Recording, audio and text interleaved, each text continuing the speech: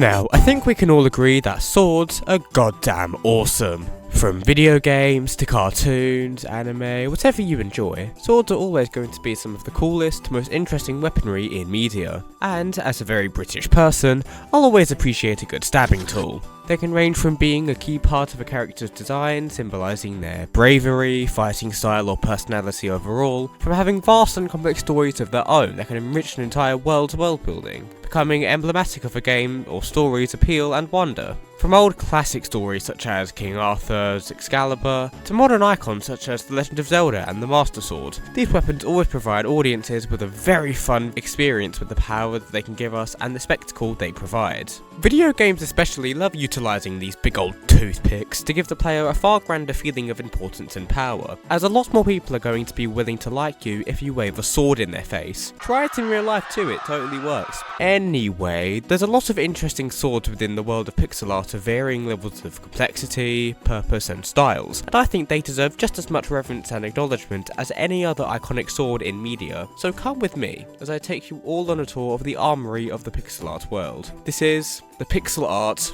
of swords.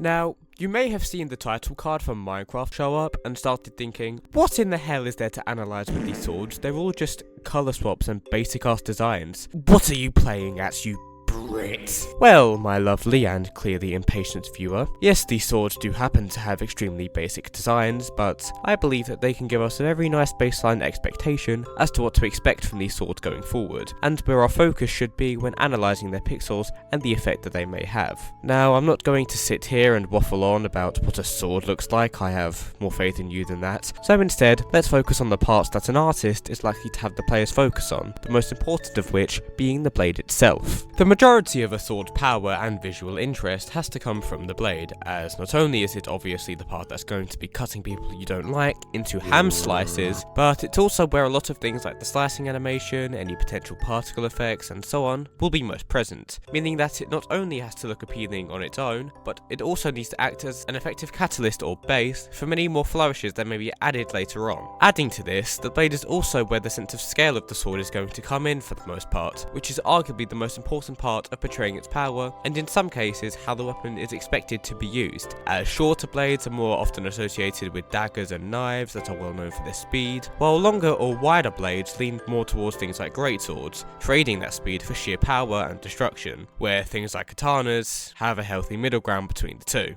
Looking at our sword from Minecraft, it's clear that they wanted to keep the design extremely basic and easy to read, which is a theme that runs through the entirety of the game and one that has been celebrated for many years now. Beauty within simplicity is one of the biggest appeals of Minecraft visually, with the most simple of blocks and shapes being able to create vast and somehow gorgeous views and landscapes. So the developers are going to want to keep the sprite work for the items, and in this case the swords, basic to match the world building. However, even with their simplistic designs, we can see some of these overarching design choices coming through, as the blade takes up the majority of the sprite and takes our attention by far the most out of anything else on the sword. It's all the player can see when wielding the weapon, for example, and when the weapon is enchanted, the purple glowing effect is almost entirely visible on the blade exclusively, showing how even the most basic sword designs can be a base for more intricate visuals. Now that we've gone over the overall sprite, let's look at how the different swords within the game are different from each other, and we have a whole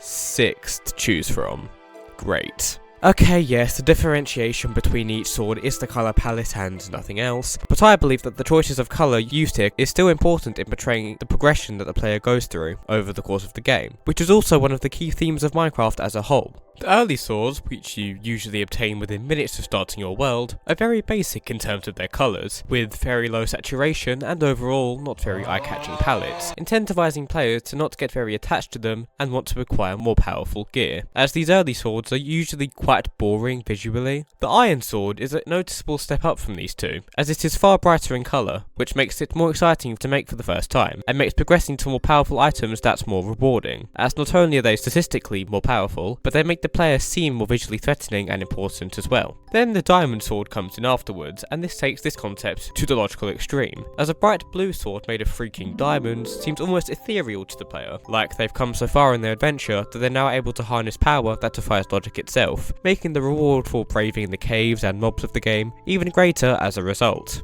Then we have the netherite and the gold sword, which kind of fall outside of the predetermined progression that we've been discussing, with the gold sword having the same damage as a wooden sword and just over half the durability, and the netherite being even more powerful than the diamond sword. In the case of the golden sword, I think that the choice to make gold the almost gimmick material does make sense, as not only does the yellow colour make it seem more fragile and less practical, as yellow is often associated with cowardice, innocence and similar themes, but it is also seen as a showcase of wealth and showing off, which ties into their higher capacity for enchantments, meaning that the visuals tie into their gameplay functionality of being very non-typical in their use, more often being associated with a rare enchantment instead of any practicality. Netherite, on the other hand, at least in my opinion, isn't only sprited to fit into this progression theme that the rest of the swords fall into, but it is also meant to be a culmination of the area you find it in, being the Nether, and the adventures you have gone through in there. The Nether update, which released in June of 2020, was arguably one of the biggest updates the game had seen in a long time, and an update of its scale needed some form of tangible progression for players to strive towards, so Netherite was added to be exactly that. And the sprite itself does come off as very powerful, with the near black colour palette giving off a very hellish form of power, which is fitting for the Nether. It continues that ethereal and logic-defining theme that the diamond sword set up, but in a very different way, trading the elegance and purity of the light blue diamond with darkness in netherite, creating a form of contrast between the two, almost like you're harnessing two opposite powers. So, overall, the sprite work of the Minecraft swords, while basic on paper, is actually one of the clearest examples of how the pixel art of swords can greatly help developers with bringing their players a sense of progression and reward as they play through their game, consistently keeping them invested and willing to put more time and effort into their game, with the promise of a more visually interesting and powerful weapon, making the gameplay experience more fun as a result. But these swords are very basic at the end of the day, so how about we pivot to another iconic survival game where the combat and weaponry are by far the bigger focus, and see how it handled its swords.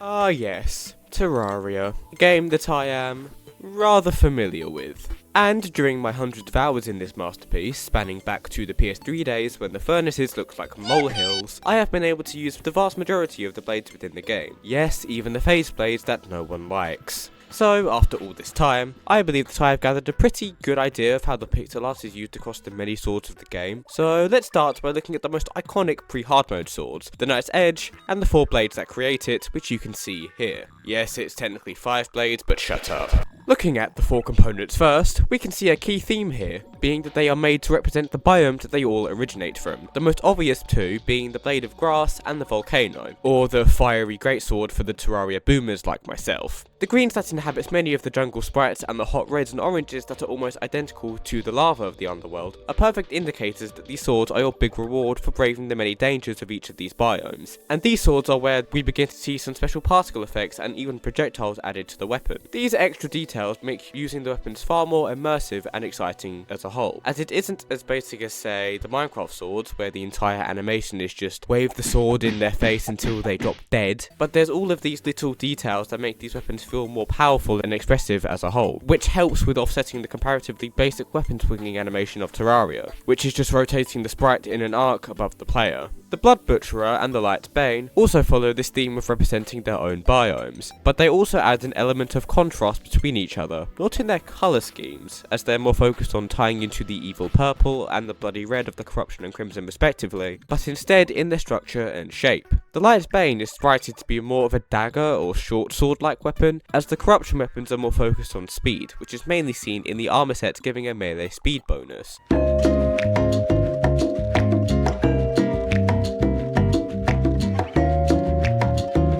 While the Blood Butcherer is far closer to a greatsword, matching the brutality and raw power that many of the crimson-based items have, providing some nice division between the two evils. And then we have the outlier of these four, being the Muramasa, which belongs to the dungeon loot pool, and is one of the few katanas in the game, with the sleek and thin design of the sword being its defining trait visually, as the majority of the non-short swords of pre-hard mode are quite chunky in comparison. This ties into its defining gameplay traits, as not only is it one of the fastest attacking swords you can obtain this early on, but it also has inherent auto swing, meaning that you don't need to keep pressing the attack button to keep swinging the sword, which is a trait that not many swords have when you first be tackling the dungeon, meaning that this sword both looks and feels like one of the most satisfying and smooth swords in pre-hard mode. Then, when you bring all four to the Demon Altar, you can create the legendary Knight's Edge, the culmination of the world of Terraria as a whole, and the sprite does a great job of portraying this. This weapon is meant to represent how all of the main areas of pre-hard mode have now been conquered by the player, and you can now wield their combined power. And while the purple coloration may be a remnant of its old design, that was based on the corruption and nothing else, as the crimson didn't exactly exist yet, the new sword swinging animation, introduced in 1.4, is wholly unique for pre-hard mode, and really emphasizes how magical and uniquely dominant that the new Knight's Edge really is, stomping pretty much any other weapon at the time you're expected to make it. But then hard mode storms into the door and completely shatters any thoughts and limits that you may have had about the swords of the game, as the spirits of light and dark are released, because the power creep that it brings almost requires the weaponry to follow suit visually. What I mean by this is, because of the scale and the power of the enemies and bosses you're facing suddenly spike so high, the designs of the swords need to match up so that the player doesn't feel utterly defenseless in comparison. So, we go from things like the Blade of Grass that is just a simple sword structure that looks like a potted plant, to literally Excalibur with a blinding white and yellow colour scheme and red decorations, symbolising its mythical status. This theme continues into the true versions of this and the Knight's Edge, being upgraded to meet the higher demands of later hard mode, both in their stats and pixels, as not only have their attack animations been completely overhauled in 1.4 to be similar to the extravagant slashes of the Knight's Edge, but the colours used have become very highly saturated and bright, to make them seem even more mythical, really showing that this is the prime of each of these two iconic weapons. But, as their powers combine to make the almighty Terror Blade, all of these design choices collide into a truly magnificent weapon, with a very rare, for weapons at least, and unique green colour, symbolising true purity and mastery over the world of Terraria. But instead of just conquering the main biomes like the Knight's Edge showcased, the Terror Blade shows a player's mastery of the more magical and spiritual side of the world of Terraria, which is further shown in the sheer scale of the weapon and the projectiles it fires, being massive green waves of energy. The amount of contrast between the yellows and lime greens of the light parts of the blade, and the dark green and even slightly blue shaded regions, not only make the blade seem massive if the lighting is so varied, but it also greatly represents the unity between the light and dark halves of the two blades that were used to create it, further giving the player a sense of accomplishment for coming so far in their journey, and being able to tame the spirits of light and dark that was so forebodingly released as hard mode started. Now, you may think that the story of the pixels of the Terror Blade and its many materials is satisfying on its own, right? Taking the darkness and mastery of the physical world of the Knight's Edge line and combining it with the magical mastery that the Excalibur line showcases in its brightness and clean blade structure, culminating in a blade that visually shows true power and purity in Terraria's unique way. It's a great example of visual storytelling. But then 1.4 came along and added the Zenith, which takes this concept and throws a bag of Kess onto it. Now, instead of two opposing halves coming together in harmony to form true, pure power in the Terror Blade, now every single force that the player can possibly imagine in the world of Terraria has come together to form this cosmic edge. The Terror Blade may be the best your world has to offer,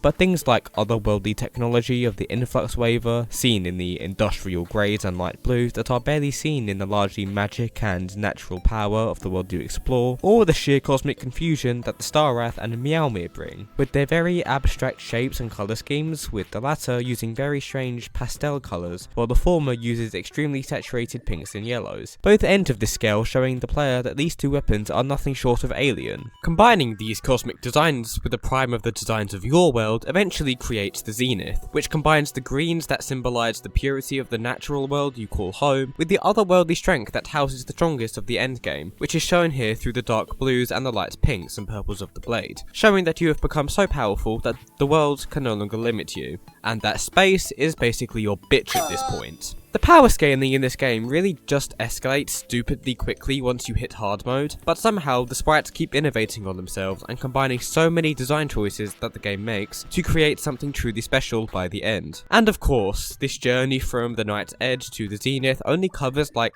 a tenth of the swords in the game, but one, a lot of them are basic ore swords that barely anyone is going to use ever, so I don't really see much use in analysing them in any major detail, and two, even if some of them do see some use, not many of them have insanely in-depth design choices that are anywhere near the care that has been put into these lines of weapons, so I think it's best to have kept our focus to these incredibly designed swords, as they have provided us with one of the greatest examples of visual storytelling through these swords. Now, I understand if that was a lot to follow, so let's wind this video down with one more section that covers some of the more unconventional swords in pixel art.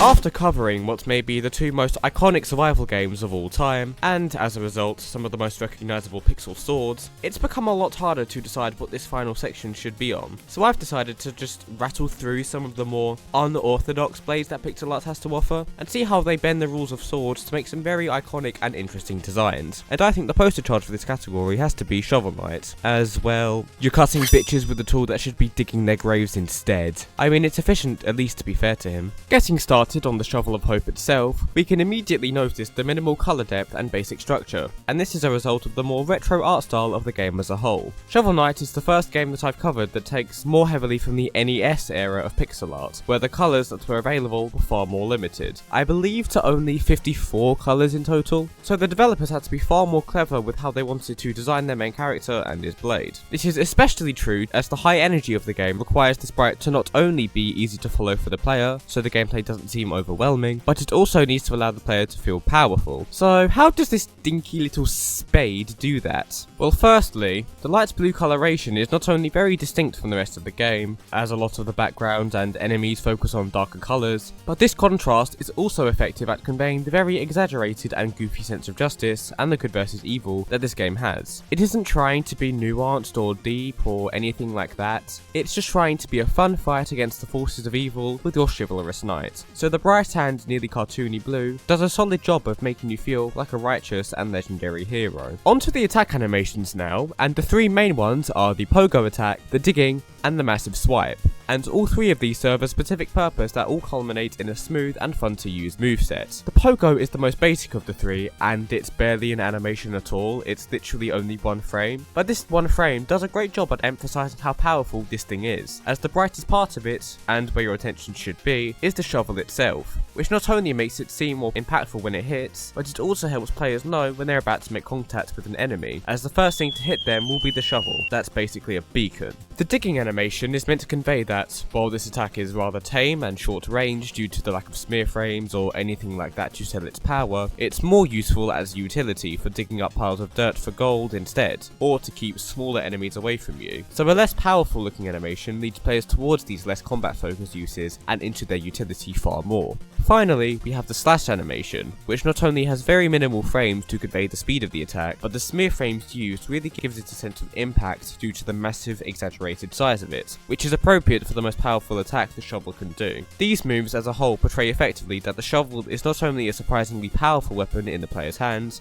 making them feel uniquely strong as they're bringing down kings with a beach toy, but they also portray its utility and wide array of uses, making the shovel a fun and engaging weapon to use in its own special way. Next up, we can't go through a whole video on pixel art without looking at least one indie roguelike, and Dead Cells is exactly that. And some of these swords really go off the deep end with their designs at this point. We have the whip sword, for example, with its segmented blade tipping the player off to its trained attributes such as being a fucking whip and having far more range because of it, to the blood sword that, big shock, is made of goddamn blood. This sprite in particular is far more dynamic than many others that we have looked at, because the item sprite looks like it's mid-swing, which immediately makes it appear far more menacing to the player, almost like the sword can't even wait for you to pick it up to start shredding people. That's the case with a lot of these sword sprites in fact. They have a much heavier emphasis on their particle effects than anything else we have looked at, from sparkles around the twin daggers to after images with the rapier, all of which helping to convey the type of weapon that they are, and how the player should be using them. For example, the twin daggers daggers are sleek and shiny, pointing us towards their playstyle of needing to get swift and consecutive hits to optimize their damage, tying the sprite into their gameplay functionality quite well. Same can be said for something like the meat skewer, with these purple pixels looking almost like a meteor careening through the atmosphere, which is fitting because you need to act like an unstoppable force by piercing through multiple enemies at the same time. All of these examples show us that making very strange sword designs can be a great way to portray how they function in-game, which, with the difficult and fast-paced nature of the game itself, allows the player to see how the weapon should be used with the sprites alone, without needing excessive text or tutorials, which is crucial to keeping the pace up,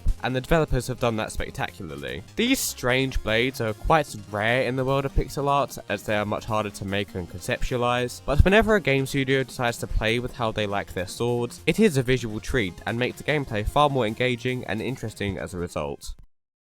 We all love using swords, that much was always going to be true for anyone coming into this video, but I hope that I've been able to deepen your appreciation for them in the medium of pixel art, as I believe that it is home to some of the most engaging and intelligent uses of this iconic weapon. From the most basic need to have a powerful and attractive tool of destruction at your fingertips, to the more complex emotions and sense of achievement that they can give players if handled with a bit more care. Either way, I really hope that you enjoyed listening to my analysis, so make sure to stab the like button and give the subscribe button a good goddamn slash. And as always, I'll see you when I see you.